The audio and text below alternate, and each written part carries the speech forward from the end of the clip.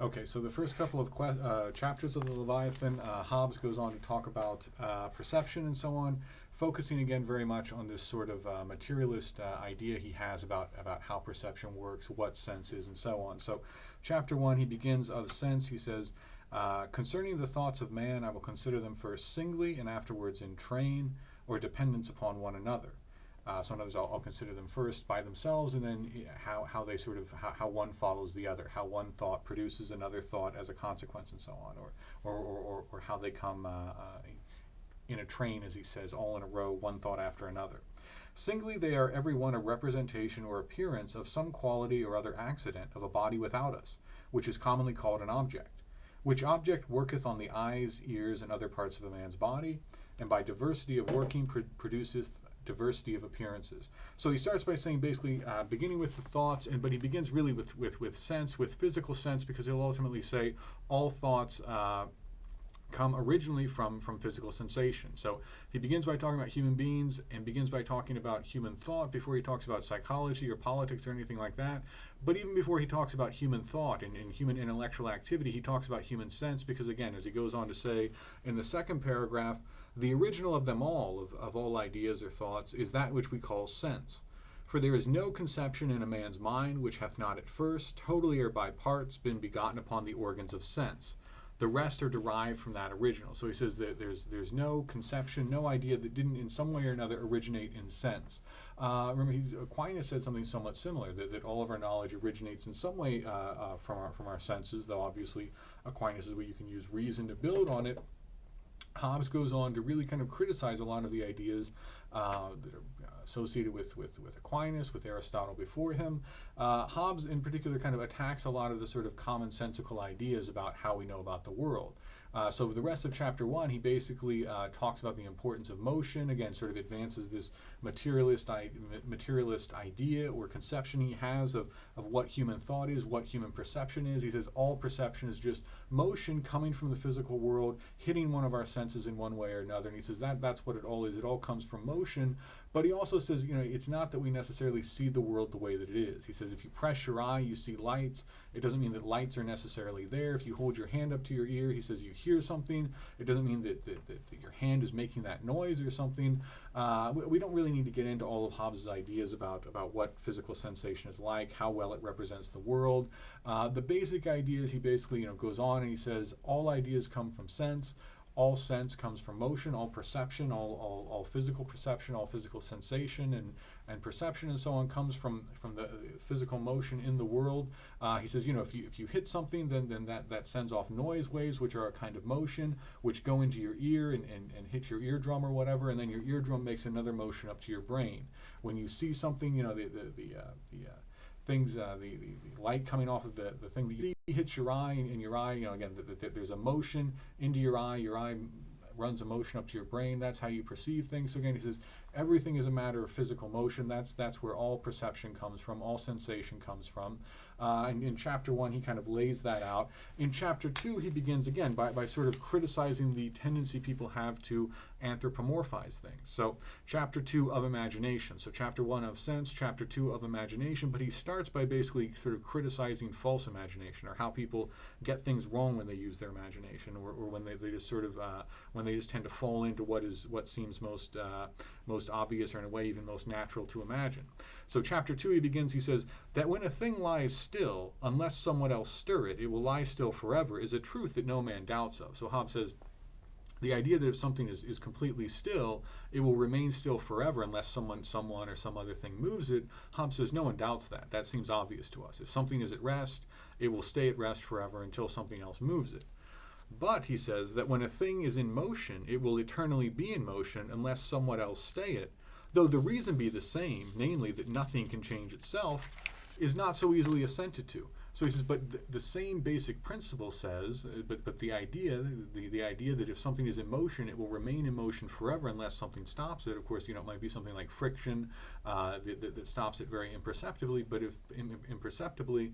But if something is in a vacuum and there's absolutely no friction whatsoever and it's just moving, Hobbes says it will also move forever. And it's the same principle that accounts for both of these things, as he says nothing can move itself. So he says something at rest cannot just move itself and make it move around, But something in motion cannot just stop itself for no reason. So a physical object at rest cannot just make itself move. A physical object in motion cannot just make itself stop. Hobbes says it's the same principle. Nothing can change itself. Nothing can change its own state. If it's at rest, it will remain at rest. If it's in motion, it will remain in motion. But he says one of these seems very obvious and commonsensical to us. The other one doesn't. The other one seems strange and no, that must not be true. And he says, for men measure not only other men, but all other things by themselves. So he says, not only do they tend to interpret other people's thoughts or make assumptions about their thoughts, interpret their actions, interpret what they say in light of what they know about themselves, but he says that they really interpret all things, all physical things in the world in light of what they know about themselves as human beings. And because they find themselves subject after motion to pain and lassitude, think everything else grows weary of motion and seeks repose of its own accord, little considering whether it be not some other motion wherein that desire of rest they find in themselves consisteth. So he says, desire for rest is itself just a motion, so he's being consistent and so on. But he says basically, so human beings measure not only other people, but physical objects as well in terms of themselves. And he says, since when people move, they get tired and they want to rest, it seems hard for them to believe that a physical object could just move forever and never stop.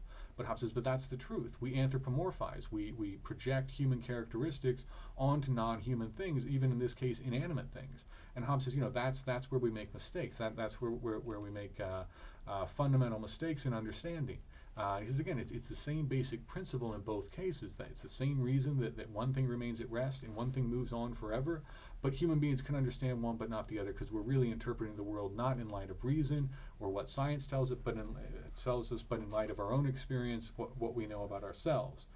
And so he goes on, he says, from hence it is that the schools say heavy bodies fall downwards out of an appetite to rest, and to conserve their nature in that place which is most proper for them, ascribing appetite and knowledge of what is good for their conservation, which is more than man has, to things inanimate, absurdly. So he says that's where the schools, so he begins this frequent criticism here in these early chapters of the schools, meaning the universities of his time, and the sort of Aristotelian, and in a way, they weren't really teaching Aquinas, but it was very similar to Aquinas, the sort of Aristotelian Thomist ideas that they were teaching here about physics. So he says that, again, the same thing. Remember, Aquinas said that all things in nature have a particular end, which they're trying to achieve. And Aquinas says that's how you understand nature. That's how you make sense of nature, is understanding that all things have some particular purpose which they're trying to achieve, some particular thing that's good for them, some particular aim or goal that is good for them and good for their nature, and that's why things act the way that they do, is to attain that particular end. And Hobbes says, and they say the same thing about inanimate objects, about heavy things, for instance. Heavy things move downwards because it's good for them to conserve their nature, which they will do if they're at rest. If they're moving around, because they're heavy, they'll crash against something, and they're more likely to be destroyed or to break up. So Hobbes says, so the schools, the sort of Aristotelian physics that's taught there, is that heavy things move downwards to be at rest, to conserve their nature. Hobbes says, and this is all absurd. He says, first of all, they're ascribing appetite, desire to be at rest, or even just desire to preserve their own nature. Remember, Aquinas talked about this in the 5 ways, the governance of the world, but also in natural law. He says the good that human beings share with all substances, not just animals, but all substances, is the good of self-preservation. And Hobbes says, so basically the schools, as he puts it, in this case, ascribe appetite to an inanimate object, appetite, desire to be at rest, desire to preserve itself, a desire for some sort of good, self-preservation. Hobbes says ascribing appetite to a rock is nonsensical. Ascribing knowledge is that the rock somehow knows that it's better off at rest. Now, of course, Aquinas, remember, said, well, no, it doesn't have intelligence. That was part of the argument for the 5th way, the governance of the world. We see that things that lack intelligence act for a purpose. So Aquinas, at least, would not really be ascribing knowledge to a rock or appetite. It's sort of, things are moving in a particular way. But, this basic idea, and Hobbes says, knowledge of what's good for it, which he says human beings don't even have. A rock knows what's good for it to be at rest. A human being doesn't know that. Human beings do things that are bad for themselves all the time. Hobbes says all of this is absurd. But basically, again, if we go back, Aquinas said, rocks move downward to be at rest because there's an intelligence guiding them. Hobbes here says, no, they move downwards because of impersonal physical forces that are moving them downward. There's this tendency to see the entire physical world in human terms, again, to anthropomorphize the physical world, to see it as somehow like human beings, is false, he says. He says, rocks are not moving downward to achieve some end. They're moving downward because gravity is pushing them downward. Because a totally impersonal, irrational force, not irrational in the sense that it's mysterious, but in the sense that it's not working for purposes. There's no intelligence guiding it. There's just this universal, impersonal force moving things down, and that's why things happen. And Hobbes says it's because we project these human characteristics and what we think we know about human beings onto the rest of the world, that we have these very false conceptions and ideas about what the rest of the world is like. And of course, Hobbes will eventually say, and we also really don't understand human beings either. Human beings actually, just like rocks, are moved by these impersonal forces, and that's kind of what he's saying here. Human beings, to a large extent, are too. Human thought is just the product of matter and motion. And so, we'll see how he develops this throughout these early parts of the Leviathan. So he goes on and again basically continues with this kind of materialist account of sense or perception. So he criticizes the understanding of physics, the understanding of physical motion that's taught in the universities of his day. And he goes on, he says, and this is where sense and perception comes from. When something first makes an impression on our senses, we perceive it. If I look out the window and see a tree, it makes an impression on my eyes, I see it. And then when I turn away, the impression is removed. So I'm not seeing a tree right now because I'm not looking at it.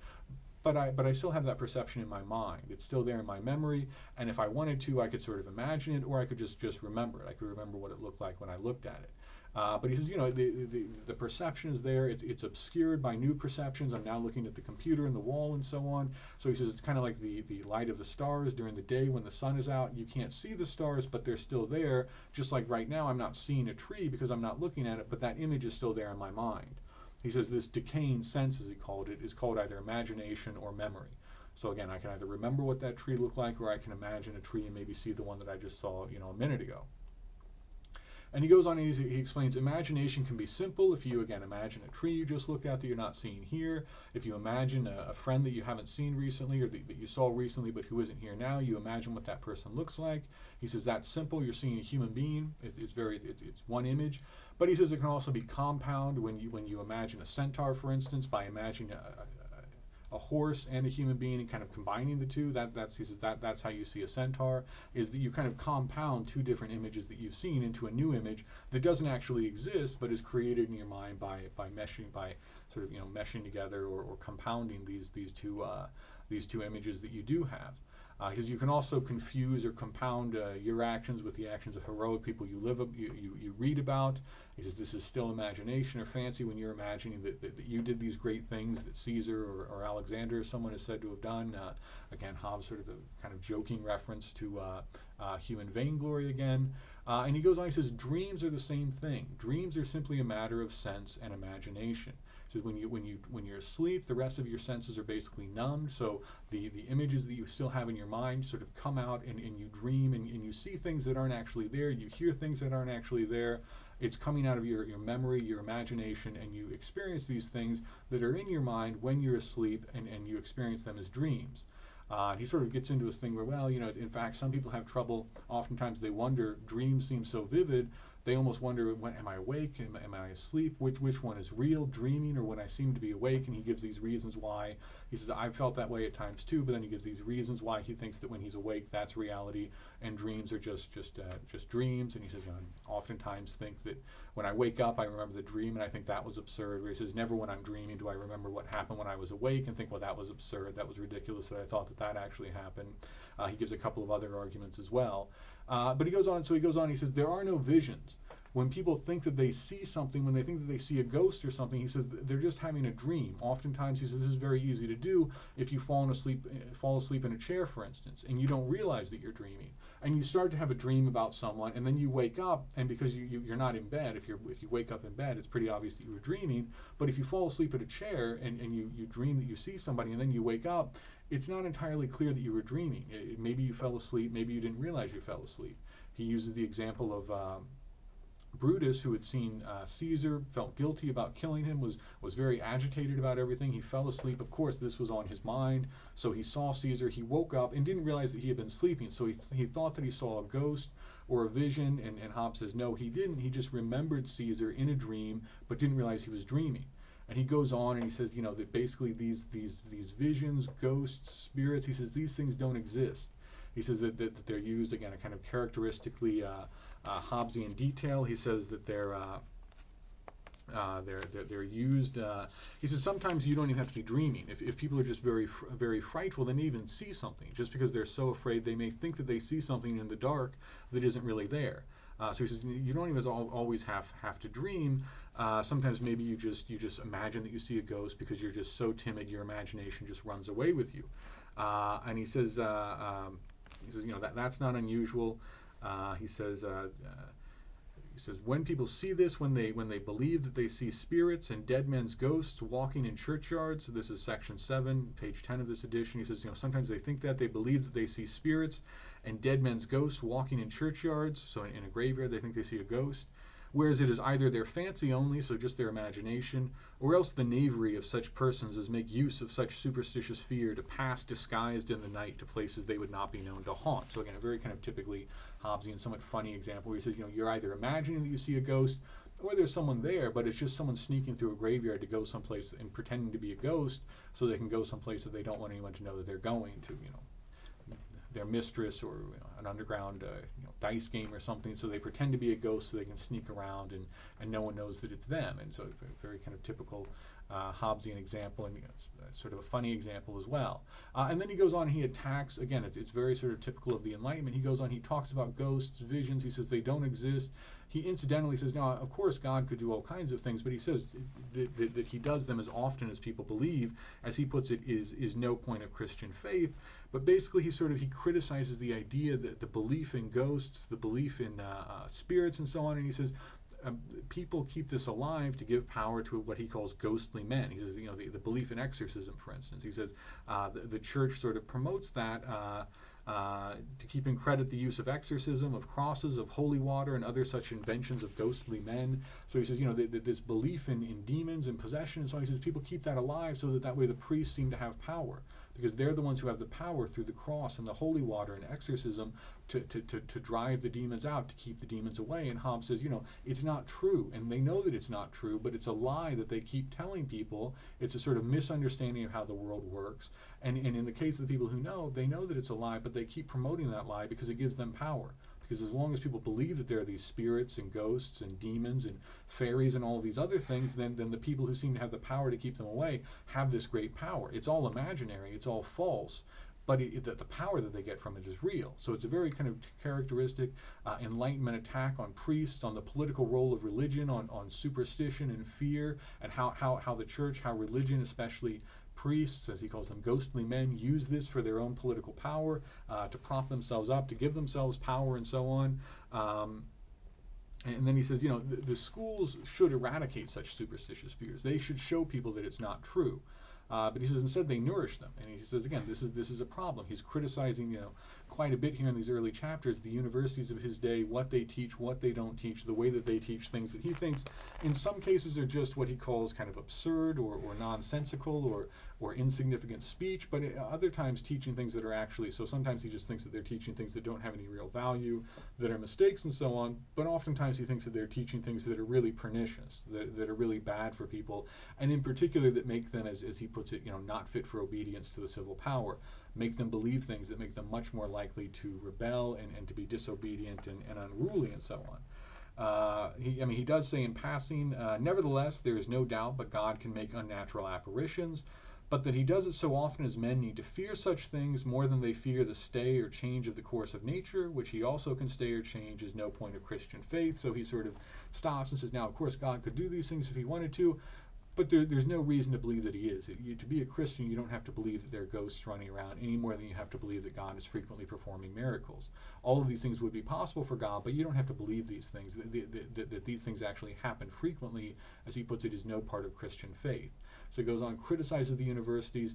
Then at the end of the chapter, section 10, he says, the imagination, so this is, of course, the chapter on imagination. So he says, the imagination that is raised in man or any other creature endued with the faculty of imagining by words or other voluntary signs is what we generally call understanding and is common to man and beast. For a dog by custom will understand the call or the rating of his master, and so will many other beasts. So he says, basically, again, as he puts it, imagination being raised by words or other voluntary signs, understanding, he says, is common to man and beast. He says a dog can understand to some extent what a person is saying. A dog can hear itself called and come. It can understand some basic commands. It can understand when it's been a bad dog. It can sort of understand things. The imagination, there's some sort of thought raised in the dog's mind by certain words. So Hobbes says this kind of understanding, he says, is common to human beings and to beasts. He says, human beings and beasts have something in common, have some mental characteristics and abilities in common. He goes on, he says, that understanding which is peculiar to man is the understanding not only his will, but his conceptions and thoughts by the sequel and contexture of the names of things in affirmations, negations, and other forms of speech, and of this kind of understanding I shall speak hereafter. So what he means here, what is unique to human beings, is a little bit unclear. Basically what he's saying is rational, ordered thought, sort of more extended thought expressed through speech. The relationship between ideas, the relationship between words, not just hearing your name called or knowing that you should do this or shouldn't do this, but actually sort of more detailed, elaborated thought and connections between words and thoughts and so on. He says that's what's unique to human beings. But he develops this more in chapter 3 and chapter 5. These differences between human beings and animals, and it's interesting and very, very important for what he's saying here.